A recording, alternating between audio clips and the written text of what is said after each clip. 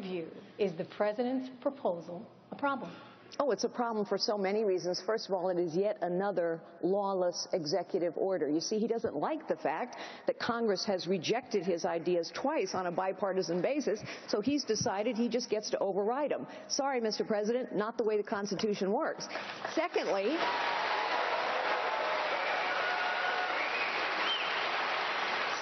he basically admitted in that speech that he hasn't been paying much attention to enforcing the laws we have. He said, gee, we need a few more FBI agents. That would have helped perhaps stop a tragedy here in South Carolina with Dylan Roof, a guy who clearly never should have been sold a gun.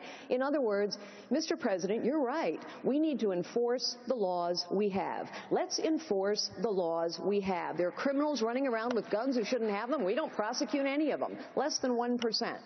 But I want to go back to the technology issue for a moment, if I may, as well, because in this regard, I disagree with Senator Santorum. Look, I come from the technology industry, and I can tell you there is one thing that bureaucracies don't know how to do.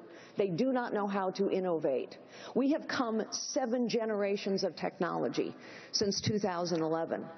We have bureaucracies that are incapable of bringing in that innovation. So yes, there's some very specific things that we should ask the private sector to help us with, including making sure we have the latest and greatest in algorithms to search through all these databases so that we find terrorists before they attack us, not after it's too late. And finally, we need a president who understands technology in the Oval Office. Mrs. Clinton, actually you can't a server with a towel.